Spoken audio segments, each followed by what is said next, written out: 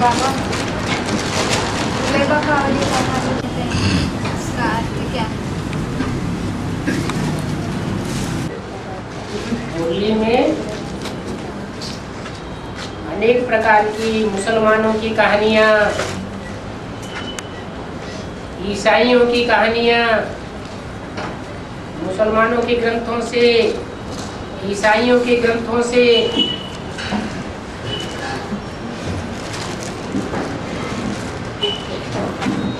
बताइए, जरूर उनमें कोई रहस्य है। उन्हीं में एक कहानी गुल बकावली की भी बताई, जैसे अलाउद्दीन का चिराग।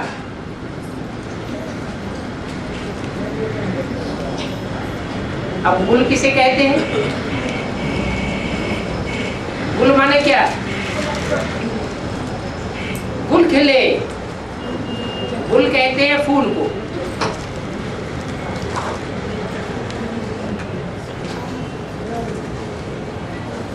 जैसे मुगलों का गार्डन होता है, फूल खिले हुए। जानते हैं मुगल धर्म कौन से युग में होता है?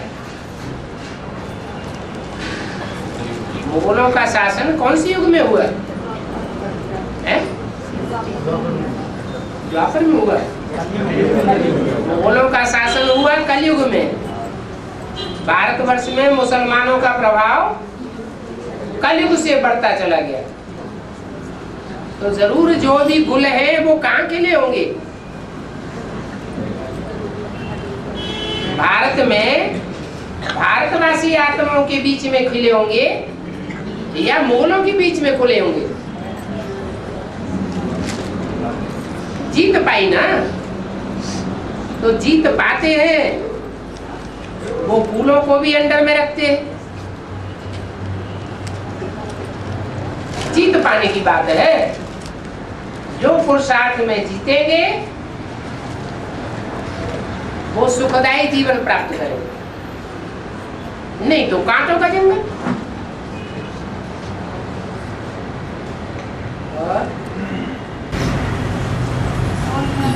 विजय माला के हो गए। अकेले विजय माला के मणके कुछ नहीं कर पाते, ज्ञान भी चाहिए।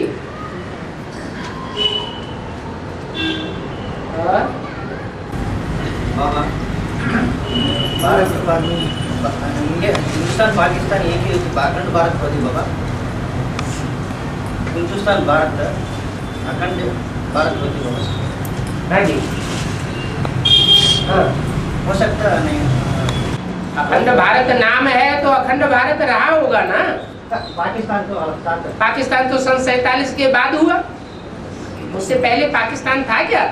पाकिस्तान में बेसिक प्रारंभ हो गया ना है? और प्रारंभ हो गया ना, बेसिक सिंधु में प्रारंभ हो गया ना ज्ञान। हाँ, बेसिक ज्ञान का फाउंडेशन पड़ा, लेकिन बेसिक ज्ञान अधूरा है या संपूर्ण है? तो अधूरे का फाउंडेशन वहां पड़ा और संपूर्ण का फाउंडेशन भारतवर्ष में पड़ता है।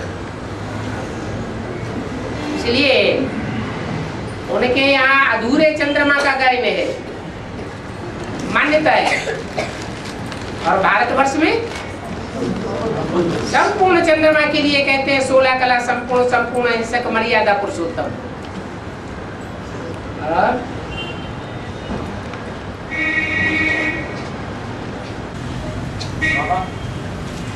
टीचर का पाठ शुरू होने से पहले टीचर का पाठ शुरू होने से पहले किसी का मनन चिंतन चल सकता है, जैसे 69 से पहले 68 तक ब्रह्मा बाबा जीवित रहे, और जो भी उनके मुख से शिव ने वाक्य बोले वो ब्रह्मम वाक्यम जनार्दनम, जो भी वाक्य बोला गया वो सच्चा तो था, लेकिन कैसे सच्चा था वो कोई की बुद्धि में आता नहीं। वो सच्चाई कब किसकी बुद्धि में आवेगी? तब ही आवेगी जिस संसार में कथा के रूप में जो प्रसिद्ध हो जाता है। कौन सी कथा? सत्यनारायण की कथा। वो एक ही सत्य है जिसके नाम पर सत्यनारायण की कथा भारत में घर घर गाई जाती है। तो एक की बुद्धि में पहले एडवांस डाली जाती है, भला आती है औरों की बुद्धि में भी, लेकिन मुख से, वाइब्रेशन से, दृष्टि से, चलन से वो नॉलेज प्रत्यक्ष नहीं कर सकते। थोड़ा थोड़ा आता है, परंतु कहीं न कहीं मुझान हो जाती है। सत्य का विस्फोट नहीं हो सकता। इसके लिए हिम्मत चाहिए। हिम्मते बच्चे मदद बाप। तो जो नंबरवार हिम्मत करते हैं वो सत्य बाप को प्रत्यक्ष करते हैं।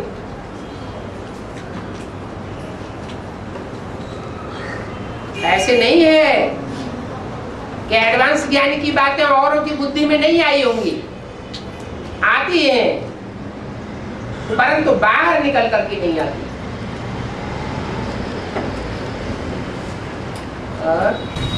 बाबा, जो बेसिक वाली जो ज्ञान है उसके आधार से अपने पाठ को जान सकते हैं।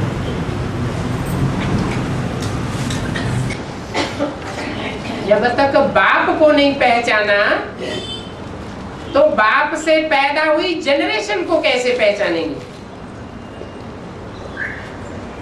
मूल तो बाप है ना।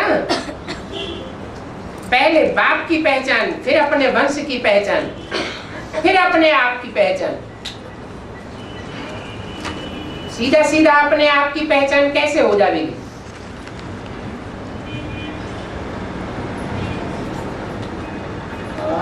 जैसे कि नारायण की पाठ उनको पता चला, वैसे ही लक्ष्मी का छोटी माँ की लक्ष्मी, मैं ही लक्ष्मी हूँ, उनको कैसे पता चला?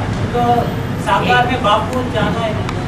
एक होता है साक्षात्कार का ज्ञान और एक होता है बुद्धि का साक्षात्कार। ज्यादा स्थायी कौन सा होता है? बुद्धि का साक्षात्कार स्थायी होता है और बंद आंखों का साक्षात्कार स्थायी नहीं रहता, इसलिए उसमें पावर नहीं रहती आदि से लेकर अंत तक लड़ाई लड़ने की, संघर्ष करने की।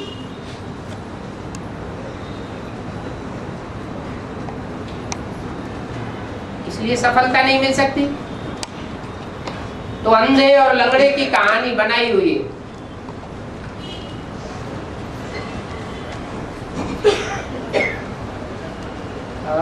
बाबा, विजयमाला को आह्वान करो, ये जगत पिता या जगदम्बा को बताया जा, वो बोल रहे हैं क्या अष्टदेवों को बोल रहे हैं? वो सभी के लिए बोल रहे हैं, किसी का नाम लिया क्या? सबसे पावरफुल ग्रुप तो यूनिवर्सिटी। हाँ ठीक है, तो फिर उनको ही पहला इशारा। जरूरत ज्यादा किसको है? ज्यादा आगे किसको जाना है? सभी को आगे जाना है। सभी अव्वल में आ जाएंगे, नंबर वन तो आएंगे। नंबर तो इसीलिए तो बोला, एक भी पावरफुल संगठन तैयार होने पर, एक ग्रुप तैयार होने पर, एक ग्रुप दूसरे को खींचते हुए अंत में 108 की माला का संगठन एक हो जाएगा। तो पहले एक ग्रुप आगे बढ़ेगा या सारे ग्रुप आगे बढ़ेंगे? तो जो आगे बढ़ेगा उसके लिए वो बात पहले लागू होती है।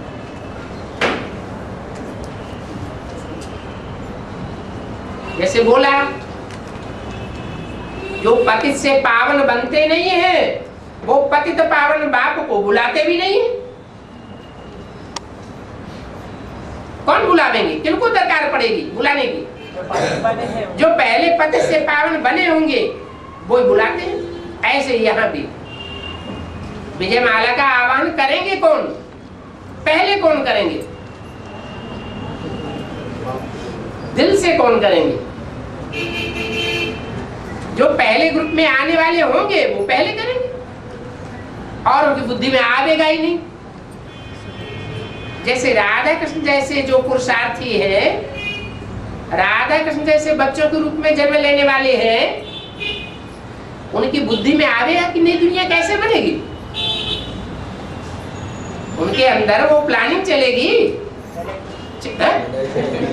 राधा कृष्ण जैसे बच्चों के रूप में जन्म लेने वालों की बुद्धि में प्लानिंग चलेगी। उन्हें तो जन्म देना ही नहीं है। उनका भी जो माँ बाप है हाँ, उनके माँ बाप को प्लानिंग बुद्धि में आवेगी। ऐसे ही यहाँ भी है।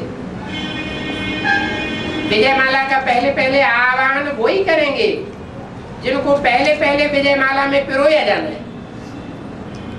जरूर सूर्यवंशियों को ही पिरोया जाना है। बाबा अनंतपुर के वार्तालाप में कहा है, एक ही राज्य से संकल्प समाचार पहुंचा है। जब वो लोग संगठन में बैठते हैं तो एक ही संकल्प लेके बैठते हैं। माना वो राज्य कौन सा है? बाबा तो बोलता है अभी तो कोई राज्य है, प्रजातंत्र राज्य। माना ये बेहद राज्य माने स्टेट। हाँ, वही कौन सा स्टेट बताया। वो स्टेट के लोगों ने ये प्रयत्न करना शुरू किया है। और वो स्टेट का जब प्रत्यक्षता हो तो पता चले। माना वो एमएस है क्या? नहीं बाबा गंगा सागर मेला को मेला नहीं कहेंगे, क्योंकि गंगा पुत्री और सागर का मेल नहीं हुआ, तो फिर उसको भक्ति मार्ग का शूटिंग कहेंगे क्या? भक्ति मार्ग में कहते हैं गंगा सागर का मेला, क्योंकि भक्ति मार्ग में गंगा को बहुत ज्यादा महत्व दिया हुआ है। लेकिन हम जानते हैं कि बड़ी नदी गंगा है या ब्रह्मपुत्र है? कौन सी ज्यादा बड़ी नदी? ब्रह्मपुत्र बड़ी नदी है। गंगा फिर भी मैदान में आकर के कचड़े से इकट्ठी हो जाती है, इसमें कचड़ा भर जाता है, नीचे स्टेज में आ जाती है। और ब्रह्मपुत्र जहां से निकलती है और अंत तक आते आते ऊंची स्टेज में बहती रहती है। ऊंची स्टेज में ना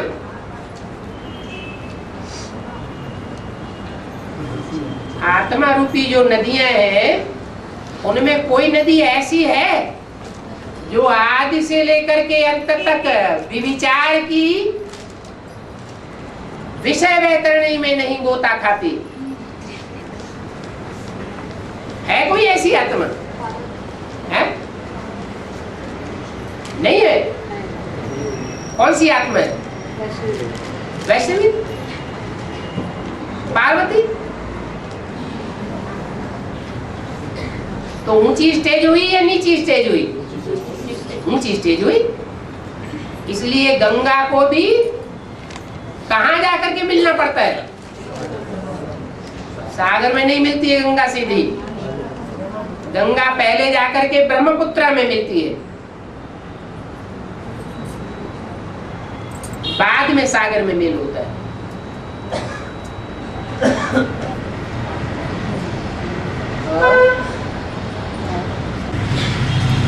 बाबा कहते हैं ना, मेरा आत्मा का नाम ही बुद्धि, तो फिर वो बुद्धि में भी मन बुद्धि संस्कार होता है। वास्तव में जो अमन है उसको मन चलाने की दरकार ही नहीं। वो सदा अमन है, अमन चैन में रहने वाला है। उसका नाम ही है सदा शिव। 5000 वर्ष के ड्रामा में एक सेकंड भी ऐसा नहीं आता उसके लिए जब वो अनमन चैन से नीचे गिरे। उसका नाम ही है अच्युतम। च्युत माने नीचे गिरना, अच्युतम माने जो कभी भी नीचे नहीं गिरता, सदैव ऊंची स्टेज में बुद्धि बनी रहती है। उसके ऐसे ही संस्कार है सचखंड के। इस धरणी पर आता है पतित दुनिया में आता है, पतिस्तन में आता है, बंदरों की महफिल में आता है। सबसे ज्यादा भिखारी जानवर कौन सा होता है? बंदर। बंदरों के नजदीक जाके देखना कितनी बदबू आती है उनमें से, इतने बेविचारी होते हैं। ऐसी पतित दुनिया में रहते हुए भी वो बुद्धि से कहां रहता है? उपराम रहता है, सच्चखंड में रहती है बुद्धि। इसलिए वो बुद्धिमानों की बुद्धि कही जाती है।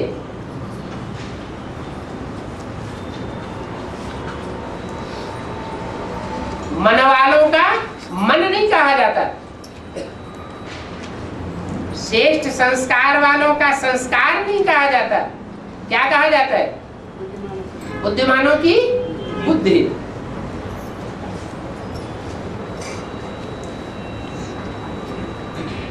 ऐसे नहीं कि जब वो इस संसार में आता है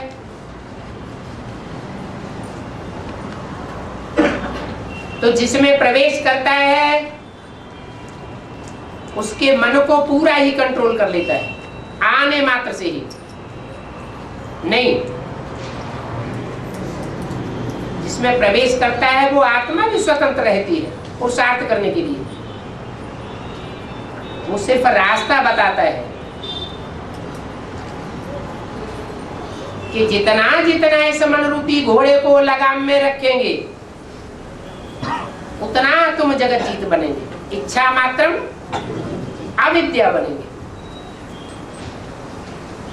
बाकी वो स्वयं तो है ही है।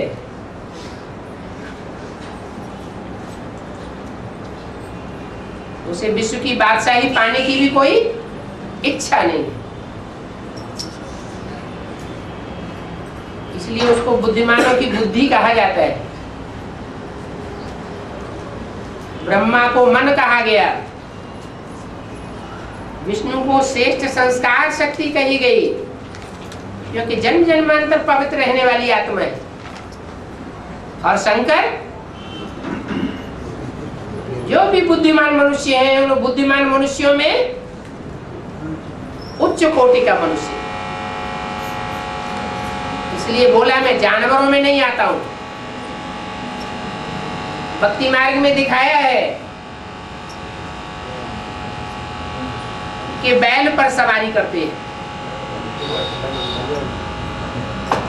वास्तव में शिव कोई बैल पर सवारी नहीं करते। बैल तो जानवर है, जानवर को आकर के कंट्रोल नहीं करते। किसको कंट्रोल करते? मनन चिंतन मंथन करने वाले मनुष्य को कंट्रोल करते। इसलिए मुरली में बोला है कि शिव आते हैं शंकर में और शंकर सवारी करते हैं बैल पर। और ब्रह्मा बाबा के द्वारा प्यार का पाठ नहीं बताया है, माँ का पाठ है ना। छोटे छोटे बच्चे माँ के प्यार से ही पलते हैं। अगर छोटे छोटे बच्चों को, बेबी बुद्धि बच्चों को आरंभ से ही मार मिलना शुरू हो जाए तो टूट जाएंगे।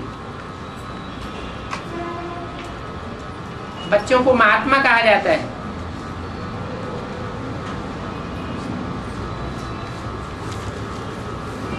उनको मार देने का तो सवाल ही नहीं होना चाहिए। और बाबा, हम बच्चे भी अमन का स्टेट अनुभव कर सकते हैं थोड़ी देर के लिए।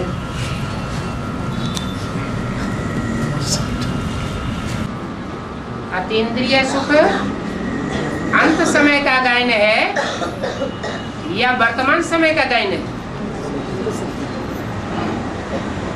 समय का गायन है, अंत समय का गायन। अंत तब होता है जब 63 जन्मों के हिसाब किताब पूरे हो जाते हैं।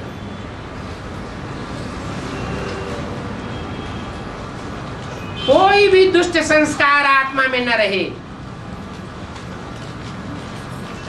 सारे पाप शाप भस्म हो जाएं, तब इंद्रियों का लगाव समाप्त हो जाएगा। कर्मातीत कहे जावेंगे। कर्म इंद्रियों से कर्म करते हुए भी आनंद की स्टेज में रहेंगे, लेकिन वो अतीन्द्रिय सुख होगा, इंद्रियों का सुख नहीं होगा। इंद्रियों ने जैसे कर्म किया और नहीं किया ये बराबर हो गया। अभी वर्तमान में कोई कहे कि हमको आनंद, ईश्वरीय आनंद की अनुभूति होती है, अपार आनंद की अनुभूति होती है, अतीन्द्रिय सुख की अनुभूति होती है, तो कहेंगे कुछ मुगालते में है। सच्चाई कुछ और है जो अंत में सामने आवेगी। अभी 1 मिनट के लिए भी नहीं होगा, 1 सेकंड के लिए भी अतीन्द्रिय सुख नहीं रह सकता कोई। अतीन्द्रिय सुख एक बार आरंभ होगा तो 2500 वर्ष तक काबिज रहेगा। अल्पकालीन सुख नहीं है। इंद्रियों का सुख होता है अल्पकाल का और अतीन्द्रिय सुख होता है सदा काल का।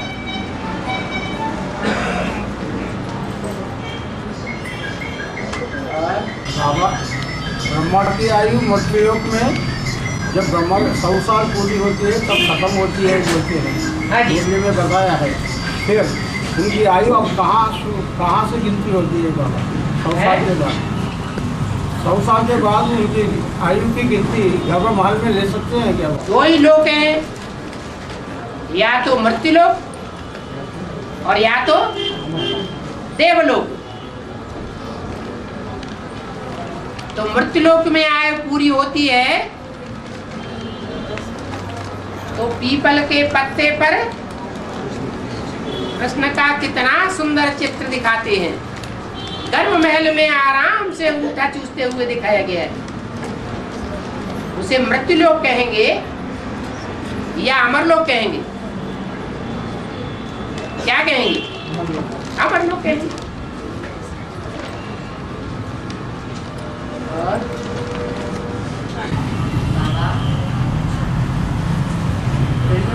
ಸ್ಥಾಪನೆ ಸಚ್ಚಿ ಉಪಯಾರಲು ಸಚ್ಚಿ सत्युग 2000 से या 36 से पूछो। हैं? सत्युग 2000 से शुरू होता है या 36 से? 2036 से। एक्यूरेट सत्युग की शुरुआत तब होगी जब एक्यूरेट कलयुग खलास होगा। पतित दुनिया और पावन दुनिया। पतित दुनिया में एक भी पावन नहीं होता और पावन दुनिया में एक भी पतित नहीं होता। तब तक कहेंगे संगम युग। संगम माना पतित भी है और पावन भी।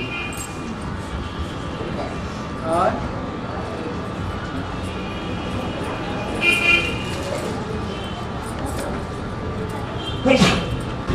बाबा 2018 में संगम युग कृष्ण का प्रतिष्ठा जन्म है जो, तो फिर एक चित्र में दिखाया कृष्ण बच्चे को पुराने दुनिया को लात मारते हुए नई दुनिया को एक आदमी देखते हैं। तो फिर संगम युग कृष्ण को तो बच्चा नहीं कहेंगे, तो फिर वो कितने लिए बोला दिखाया गया वो चित्र? संगम युगी कृष्ण को बच्चा नहीं कहेंगे। भले और शिव बाप के लिए कह सकता है, सभी के लिए तो राम बाप है। संगम युगी कृष्ण बच्चा बुद्धि रह करके पुरुषार्थ करता है, प्रवेश करके, या बड़ा बन करके पुरुषार्थ करता है। एक कहेंगे सगीर बुद्धि और एक कहेंगे नाबालिग बुद्धि। शिव बाप ब्रह्मा को क्या टाइटल देते हैं? बेबी बुद्धि। बेबी बुद्धि है तो ब्रह्मा की रात्रि है, और सालिम बुद्धि बनेगी तो ब्रह्मा का दिन शुरू हो जाएगा। तो जब तक प्रत्यक्षता नहीं हुई है, ज्ञान सूर्य प्रकट नहीं हुआ है, तब तक कृष्ण की आत्मा भी बेबी बुद्धि है या सालिम बुद्धि है। सालिम बुद्धि बनेगी ही तब जब बच्चे के द्वारा बाप प्रत्यक्ष होगा। बाप अकेला प्रत्यक्ष नहीं होता, बाप बच्चों के द्वारा प्रत्यक्ष होते हैं।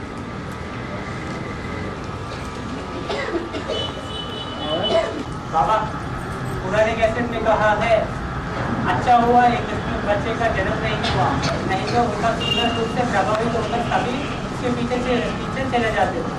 अगर ये सचमुच में जन्म लेने वाले बच्चे के लिए कहा होता तो फिर वहाँ तो निर्विकारी दुनिया एक दूसरे के पीछे भागने का दरकार ही नहीं। श्याम सुंदर कहा जाता है। श्याम माने काला, श्याम माना पतित, और सुंदर माना आकर्षित करने वाला, जिसके नाम पर उसका नाम ही पड़ा है कृष्ण।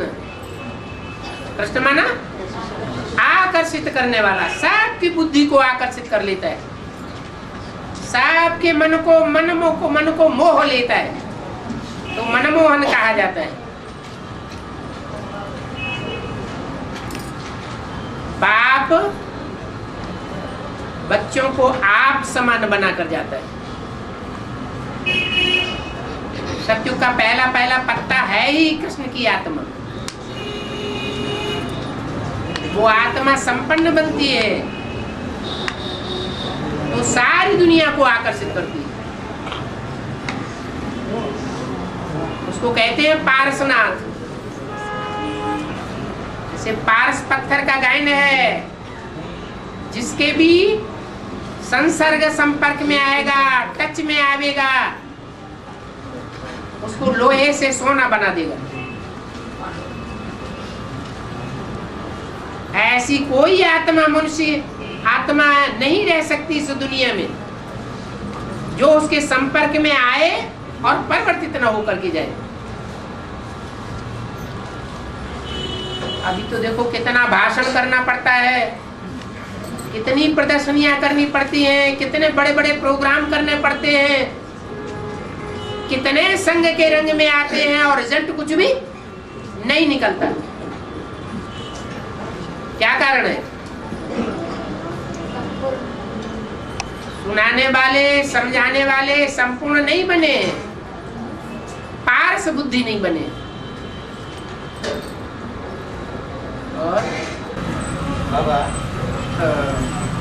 हनुमान आत्मा जैसे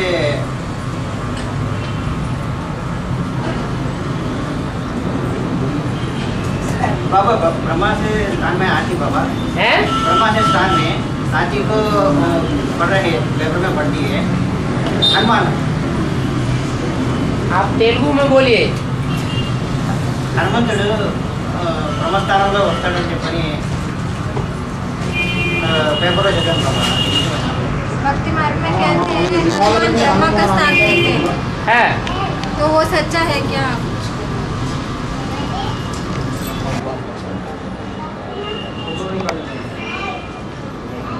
हनुमान को पवन पुत्र कहा जाता है। किसका पुत्र? पवन पुत्र।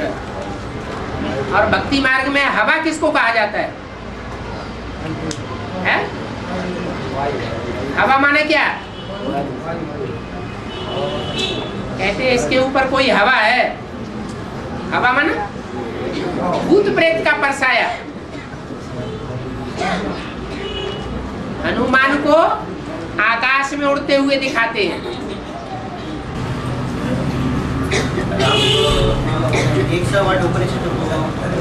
एक बात तो पूरी होने दो। तो चाहे हनुमान का पाठ हो, चाहे गणेश का पार्ट हो, हनुमान से ऊपर राम बताना पड़ेगा। जब हनुमान की बात आती है तो हनुमान किसका सेवक है? राम का सेवक। जब गणेश की बात आती है तो गणेश किसका पुत्र है? शंकर का पुत्र है।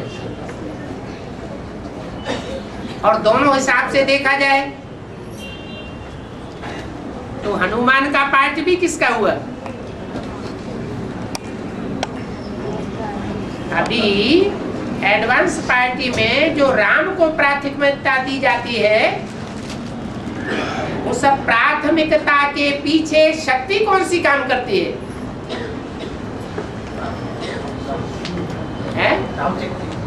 हाँ, शिव की शक्ति कार्य करती है, परंतु शिव जो है वो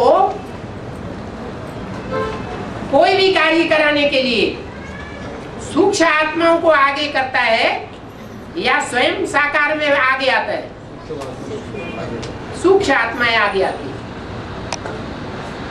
तो जो सूक्ष्म पार्ट बजाने वाली आत्माएं हैं उनमें मुखिया कौन है? ब्रह्मा की सो, वो हनुमान है।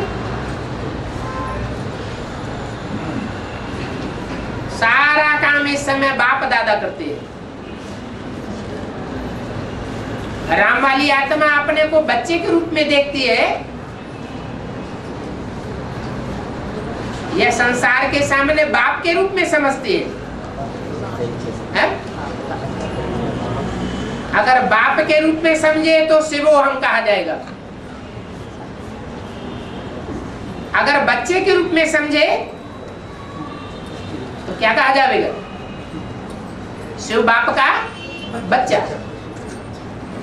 पावर किसको मिलेगी? बच्चे को पावर मिलेगी, वर्षा मिलेगा। लेकिन वो वर्षा डायरेक्ट नहीं मिलता। शिव जो है वो ब्रह्मा वाली आत्मा के थ्रू सारा कार्य कराता है। ब्रह्मा वाली आत्मा जब संपन्न बनेगी तो सारा कार्य संपन्न हो जाएगा। एक के पतित बनने से सब पतित बन जाते हैं, एक के पावन बनने से सब पावन बन जाते हैं। इसलिए बोला दिल्ली का परिवर्तन सारे भारत का परिवर्तन, दिल्ली का सुधार सारे भारत का सुधार हो जाता है। परंतु दिल्ली तो स्त्रीलिंग है।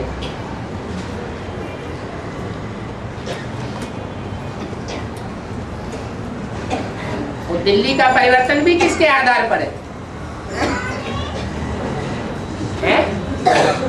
दिल्ली में पहले पहले राज्य किसका होगा?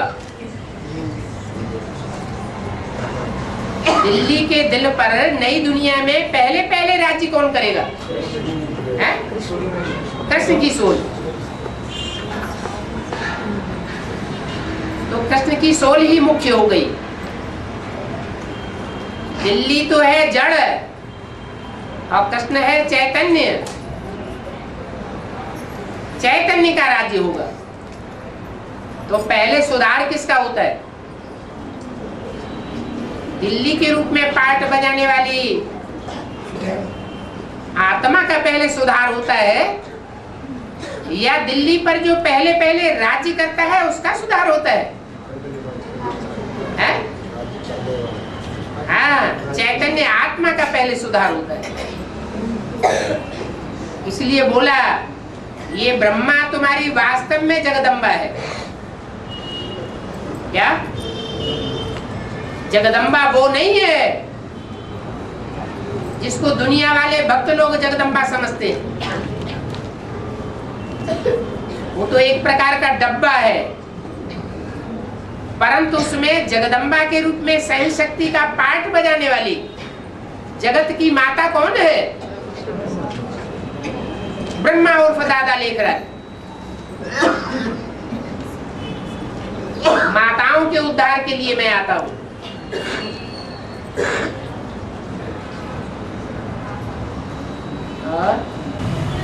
मूल्य में आया है कि बाप सागर में आकर सैंपल बनाकर रखते हैं, किसको कहा गया है सैंपल बनाना? साकार में आवेंगे तो सैंपल तो बनावेंगे ना। किसको कहा गया है? हैं? साकारी सैंपल बन के दिखाएंगे। हाँ, साकार को ही सैंपल बनाएंगे। साकार में आवेंगे तो साकार को सैंपल बनावेंगे ना। किस साकार को बनाना? नहीं तो दुनिया कहेगी जिसके तन में आया उसी का उद्धार नहीं हुआ, तो औरों का उद्धार क्या करेगा? और किस साकार को सैंपल बनाएंगे? हैं? किस साकार को सैंपल बनाएंगे? सैंपल का मतलब है अव्वल नंबर, नेक्स्ट टू गॉड कहते हैं। Next to God. और बाबा अगर सैंपल बनाए, सैंपल बनने के बाद उसको सैंपल को देखकर और भी पुरुषार्थ करेंगे कि हम भी ऐसे ही बने। बस अभी नेक्स्ट टू गॉड नहीं तो नहीं बनते, हैं? तभी तो नेक्स्ट टू गॉड नहीं बनते ना, एक ही अव्वल नंबर बनता है। तो ठीक है, जो ओटे सो अर्जुन जो अव्वल नंबर में करके दिखाए उसको सब फॉलो करेंगे, तो बाकी तो नंबरवार हो जाएंगे ना, अव्वल नंबर तो नहीं रहे ना। पर एक और बात कहा गया है कि शंकर को फॉलो नहीं करना है। शंकर को फॉलो करने की बात कहाँ है? शंकर संपूर्ण है या अपूर्ण है? शंकर याद में रहता है या उसको याद करने की दरकार नहीं है? हैं? याद में रहता है। इससे क्या साबित होता है? याद में जो रहता है उससे साबित होता है कि जिसको याद करता है वो ऊंचा है, वो स्वयं उतना ऊंचा नहीं है। बाबा क्या इससे हम समझ सकते हैं कि जब सैंपल बनता है उसके बाद ही और सब बन सकते हैं? अभी तो कोई उंगली उठा के पक्का कह नहीं सकता छाती ठोक करके, और कह भी दे तो अंत तक उस बात पर काबिज नहीं रहेगा, क्योंकि अभी परीक्षाएं बाकी है, फाइनल पेपर अभी संपन्न नहीं हुआ है। आज निश्चय बुद्धि बनते हैं और कल माया अनिश्चय बुद्धि बनाई देती है। आज कहते हैं ये हमारा बाप है, कल कहते हैं सोचना पड़ेगा।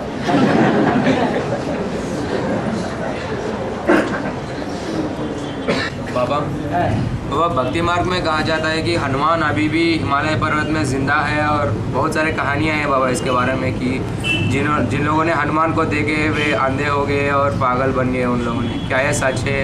इसका अर्थ क्या है बाबा? अकेले हनुमान की बात है कि और देवताओं की भी यही बात है? हनुमान की बात और देवताओं की भी यही बात है। जिसको जहाँ श्रद्धा बैठ जाती है उनको वो ही दिखाई पड़ता है। जैसे रामकृष्ण को काली का साक्षात्कार, हाँ, माँ काली का उनको साक्षात्कार हुआ। तो हनुमान अब जिंदा है क्यों? ये हनुमान है या जो कोई भी मान है, जो भी शास्त्रों में नाम आए हैं वो किस समय की यादगार है? किस समय का पार्ट है? अरे वो पार्टधारी कहाँ के हैं? संग धीरे से क्यों बोलते हो? हाँ, संगम युग के पार्टधारी है ना बाबा। हाँ। पूरा नहीं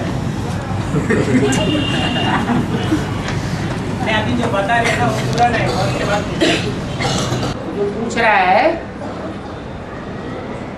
वो हनुमान कोई दूसरा थोड़े ही है, त्रेता युग का। तो संगम का है। वो तो संगम युग की बातें हैं। बाबा एक नया सीढ़ी ने कहा है प्रजापिता को शंकर नहीं कहते। प्रजापिता माना पतित और शंकर माना मनन चिंतन मंथन में निराकार आकारी स्टेज में रहने वाला।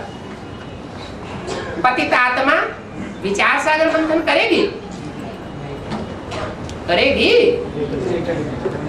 जो पतित बनता है या जिस दिन भी पतित बने का अनुभव होता है उस दिन बुद्धि में से ज्ञान उड़ जाता है या रह जाता है?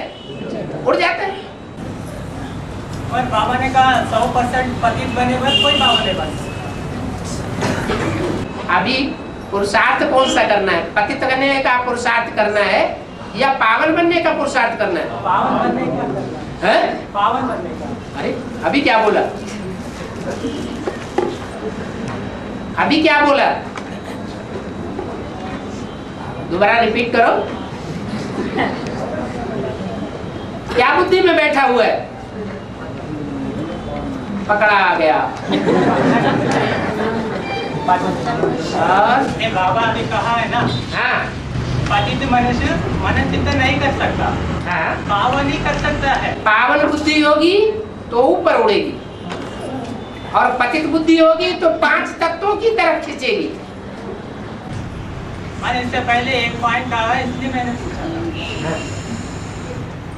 और बाबा 12 ज्योतिर्लिंगों की पूजा होती है, और एक नया सिटी में कहा है 8 के सिवाय सब दैत्य है।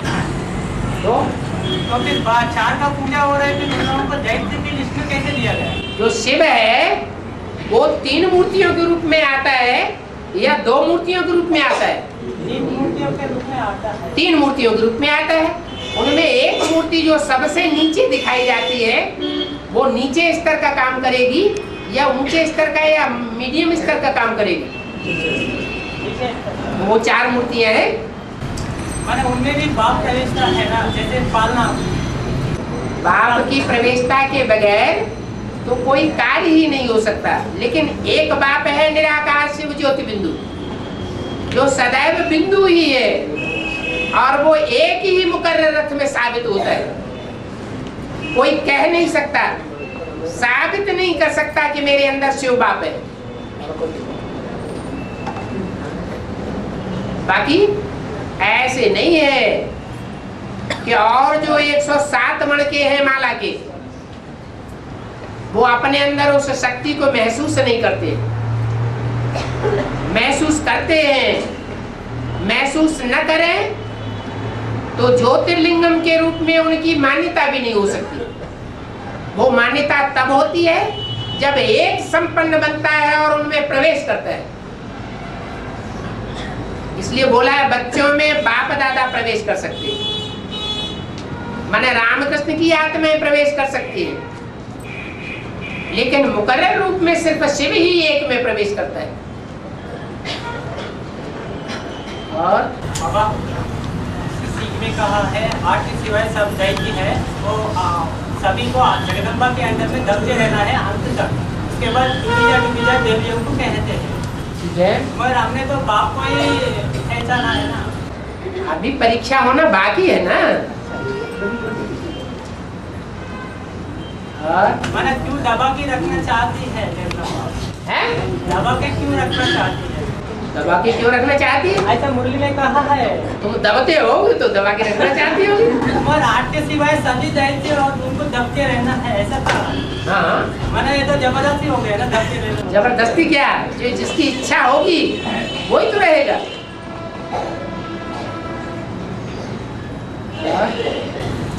बाबा ने कहा है जीवन मुक्ति 1 लाख का भी एक्यूरेट नहीं बता सकते। हाँ? तो फिर किनका पक्का बता सकते? 8 की ही जीवन मुक्ति है। मैंने 108 तो माला तो भी रह जाती है। माला है, लेकिन उस माला में श्रेष्ठ मणके कितने? 8।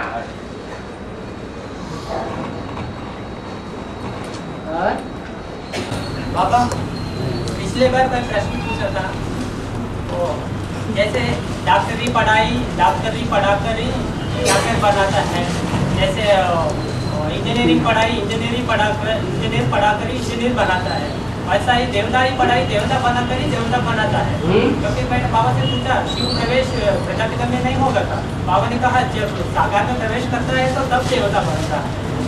तो फिर उसी दिन चली गए जो मुरली सीढ़ी बनकर आया 762 BC में, उसमें बोला है भगवान कभी देवता नहीं बनता, भगवान होता है, जिस अंदर प्रवेश होता है वो शरीरधारी देवता बनता है। ठीक है, तो फिर बाबा ये इससे और इससे थोड़ा कहाँ फर्क है? वो बाबा ने कहा जब साकार में आता है तो देवता बनता है। तब साकार में आता है और निराकारी स्टेज वाला रहता है तो वो भगवान है, वो अकेला है। क्या? जब तक निराकारी स्टेज वाला रहता है तो देवता है, वो भगवान है। और जब नारायण बनता है तो साकारी है या निराकारी है? साकारी। पर बाबा ने कहा है नारायण को याद करना है या शंकर को याद करना है? नारायण को याद करना है। शंकर माना ही मिक्स, सतो प्रधान भी है, सतो सामान्य भी है, रजो प्रधान भी है, तमो प्रधान भी है। बाबा एक मुरली में कहा है मुझे देह नहीं, इसलिए मुझे देहभान नहीं आता है, क्योंकि जब शंकर में प्रवेश करता है मैं देहधारी नहीं हूँ। धारी का मतलब बुद्धि में देह को धारण करके नहीं रहता हूँ। एक होता है देहधारी और एक होता है विदेही। विदेही का मतलब देह से सदैव विपरीत रहने वाला, दैहिक स्टेज का भान भी नहीं, निराकारी, निर्विकारी, निरहंकारी। और एक होता है देहधारी, माने बुद्धि से देह को धारण करके रहने वाला। और देहधारी को भगवान नहीं कहा जा सकता। देहधारी है तो भगवान नहीं है, निराकारी है तो ही भगवान हो सकता है। और बाबा कहते हैं कि हनुमान मृत्युंजय कहते हैं ना बाबा, हनुमान को मृत्यु नहीं है कहते ना बाबा, किसी और देवता को ऐसा नहीं कहा गया बाबा। हाँ। ऐसा क्यों है? इसका अर्थ क्या है? अनिश्चय बुद्धि नहीं बनता होगा है? है?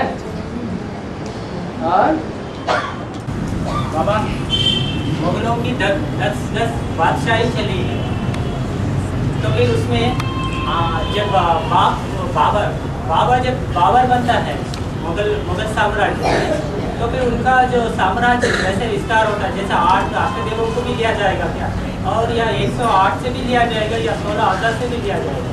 उस राज्य में जो बाबर बनते हैं शुरुआत होती है मुगलों की वंश। तो फिर उसमें किन किनों को लिया जाएगा बाला में? जो भी राजा बनता है वो अपने नजदीक वालों को पहले उठाता है, दूर वालों को उठावेगा? नजदीक वालों को ही उठावेगा। इब्राहिम, बुद्ध या क्राइस्ट जब इस सृष्टि पर आते हैं तो उनके पीछे पीछे जो फॉलोअर्स आते हैं उन फॉलोअर्स को पहले राजा ही देगा, या जिनमें प्रवेश करता है उनको राजा ही देगा?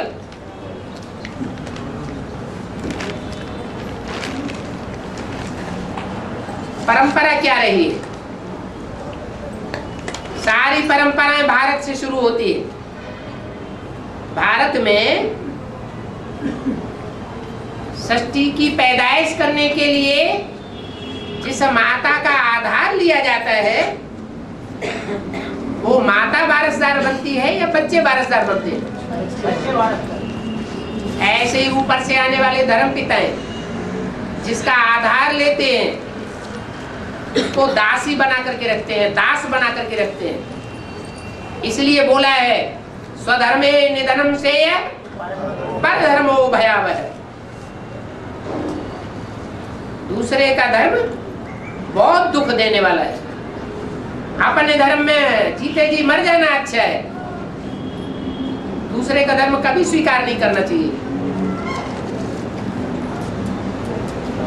बाबा जैसे तो जैसे मानो सेनापति, महामंत्री, वजीर, उन लोगों को भी नजदीक वाला, मतलब बाकी जो नजदीक वाला है अष्टदेव, उन लोगों से लिया गया ना। तो फिर औरंगजेब भी उसी समय का है ना, मुगलों के साम्राज्य से निकला और अपने बाप को ही मारता। तो जो और धर्म है उनमें भी विचार फैला है ज्यादा, या स्वधर्मियों ने ज्यादा भी विचार फैलाया है? तो वो बेविचार में भी तो आ सकते हैं। मैंने वो औरंगजेब तो जो है आजाद मुल्क से निकला हुआ है, अपने बाप की औलाद नहीं होगा? जो औरों का खून होता है तो वो अपना प्रभाव दिखाता है। सच्चा बाप का खून होगा तो वो प्रभाव दिखाएगा। और धर्मों से ही तो व्यभिचार शुरू हुआ है कि देवी देवता सनातन धर्म के जो सूर्यवंशी और चंद्रवंशी हैं पक्के, उन्होंने व्यभिचार फैलाया। व्यभिचार विधर्मियों ने फैलाया है या स्वधर्मियों ने फैलाया है? विधर्मियों ने फैलाया। और तो फिर बाबा उसका भी फाउंडेशन इस हिंदू की दुनिया में कैसे पड़ा जो औरों में देखते हैं? यहाँ और धर्मों की बीज रूप आत्मा ही नहीं है, फिर वही फाउंडेशन डालते हैं।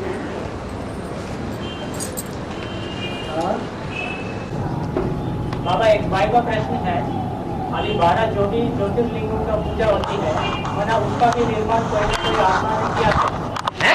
कोई ना कोई आत्मा ने तो द्वापर युग में तो किया होगा ना। 12 ज्योतिर्लिंगों की जो यादगार बनी हुई है, निर्माण बाप स्वयं जिनमें प्रवेश करता है और उनमें ही प्रवेश करता है जो उसके कार्य को संपन्न करते हैं। कौन सा बाप है जो प्रवेश करता है 12 में 11 में? शिव बाप। शिव बाप सर्वव्यापी बन के आता है, ये एक व्यापी बन करके आता है, तो एक व्यापी है। तो कौन सा बाप प्रवेश करता है? राम बाप प्रवेश करता है। जैसे कि रामेश्वर ज्योतिर्लिंग है, जिसका भी स्थापना राम ने किया है क्या? अरे सारे की स्थापना राम के द्वारा है, इसीलिए उसको कहते हैं ज्योतिर्लिंगम, ज्योति का लिंग। वो ज्ञान की ज्योति है। ज्ञान कहां से आता है? मीडिया कौन बनता है? इसलिए 12 मुख्य है। और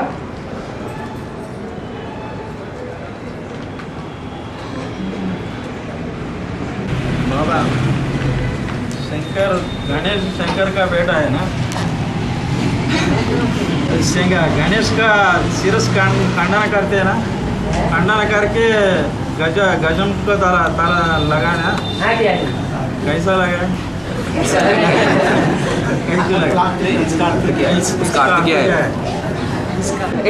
पुरुषार्थ करते करते कोई बार बार देहभान में लौट जाता है तो देह अभिमान का सिर लग जाता है। हाथी में जितना देहभान देखने में आता है उतना देहभान और कोई पशु में देखने में नहीं आता है। तो हाथी का मुख लगा दिया, कोई वास्तव में थोड़े ही हाथी का मुख लगाया, ऐसा स्वभाव संस्कार बन गया। जानवर बुद्धि है, उसकी निशानी दिखाई दी है। इसलिए पूजा भी कलयुग में होती है। द्वापर युग में हनुमान और गणेश की पूजा नहीं होती, न मूर्तियां बनती हैं। हाँ जी। రాముడు రచింపజేసేవారు అని అన్నారు, మరి శివుడికి రాముడు తేడా ఏంటి? राम रमाने वाला है, तो राम में और शिव में अंतर क्या है? जो राम है वो ही शिव है, जो शिव है वो ही राम है। साकार में अलग अलग नहीं है, एक ही है। सगुण ही अगुण ही नहीं कछु भेदा, उभय हरे भव संभव खेदा। निराकार को पहचान लिया तो समझो साकार को पहचान लिया, साकार को पहचान लिया तो समझो निराकार को पहचान लिया। निराकार से साकार अलग नहीं और साकार से निराकार अलग नहीं। इसलिए मुसलमान लोगों में नहीं पहचाना इस बात को। आदम को खुदा मत कहो, आदम खुदा नहीं, लेकिन खुदा के नूर से आदम जुदा नहीं। माने एक ही शरीर में दोनों नूर विराजमान है, उनको अलग अलग नहीं कर सकते। पर्सनालिटी एक ही है, व्यक्तित्व एक ही है। और जब संपन्न स्टेज हो जाती है तो आप समान बाप समान स्टेज बनने पर दोनों एक जैसे हो जाते हैं। और ओम नमः शिवाय देवता दोनों झगड़ा करते और देवता ऐसे इजी मारते हैं, देवता लोग उनको मारते हैं। अच्छा वो लोग उतना पावर कैसे आता? दैत्य और देवताएं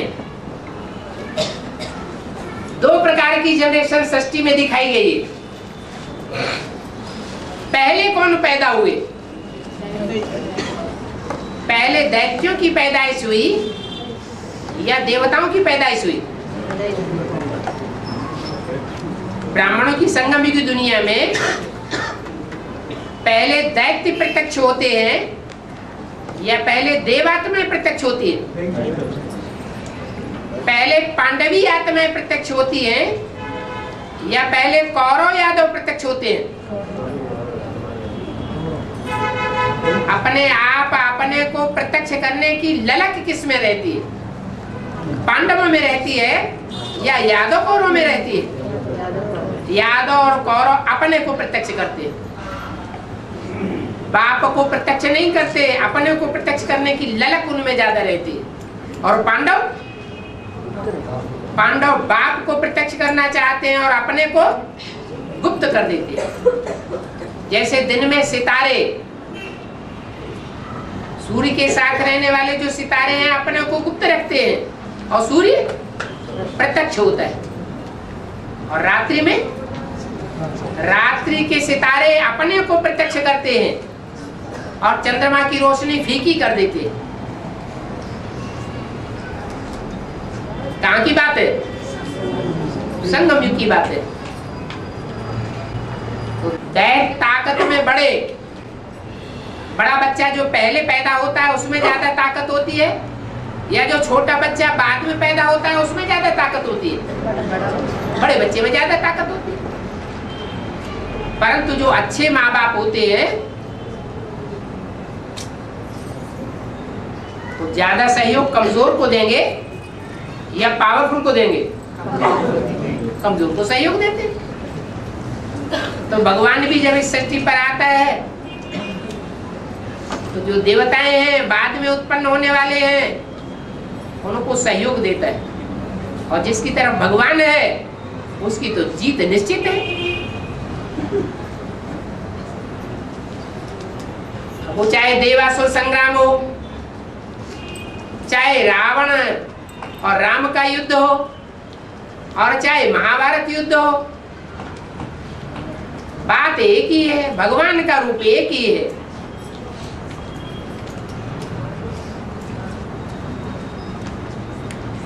कमजोर को सहयोग देता है, लेकिन जो सच्चे हैं उनको